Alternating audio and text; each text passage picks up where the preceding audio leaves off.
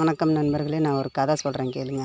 ஒரு ஊரில் ஒரு ராஜா இருக்கிறாரு. ராஜாவுக்கு ஒரு மகன் இளவரசர். அந்த இளவரசர் ஊர் சுற்றி பார்த்துட்டு வரலான்னு சொல்லிட்டு ஊரை சுற்றி பார்க்க போகிறாரு. குதிரை மேலே ஏறிட்டு போகிறாரு.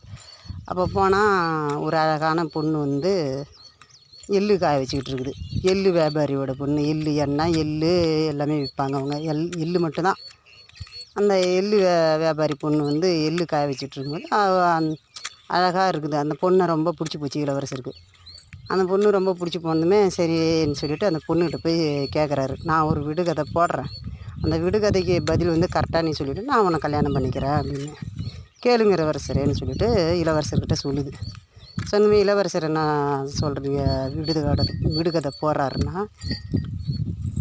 எள்ளிலே பிறந்து எள்ளிலே வளர்ந்த எள்ளு ராஜா மகளே, எள்ளுக்கும் சிறு இலை என்ன இலை அப்படின்னு கேட்குறாரு. அதுக்கு பதில் நான் சொல்கிறேன் அப்படின்னு சொல்லிட்டு, பூவிலே பிறந்து பூவிலே வளர்ந்த பூராஜா மகனே, பூவிலே இருவகை பூ என்ன பூ அப்படின்னு சொல்லிட்டு பதில் விடுகதை போடுது.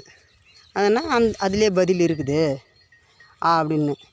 ஏன்னா இந்த எள்ளுக்கும் சிறு இலைன்னு சொல்லி கேட்ட செடியும் அந்த பூவிலே இருவகை பூ பூக்கிற செடியும் ஒரு செடி தான்.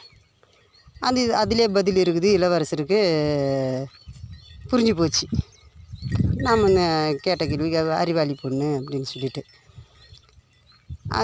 என்ன பூன்னா அதுதான் பாருங்கள், இருவகை பூ, இருவகையாக பூக்கும்.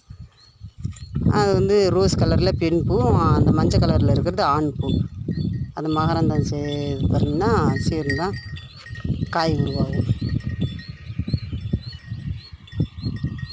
இந்த இலையை பாருங்களேன், எவ்வளோ சிறுசாக இருக்கும். எள்ளை விட சிறுசாக இருக்கும். உருவி பார்த்திங்கன்னா தெரியும். நான் பார்த்துருக்குறேன், எங்கள் காட்டில் இருக்குது நிறைய இந்த மரம்லாம் இல்லை, செடியாக தான் வளரும். மரமெல்லாம்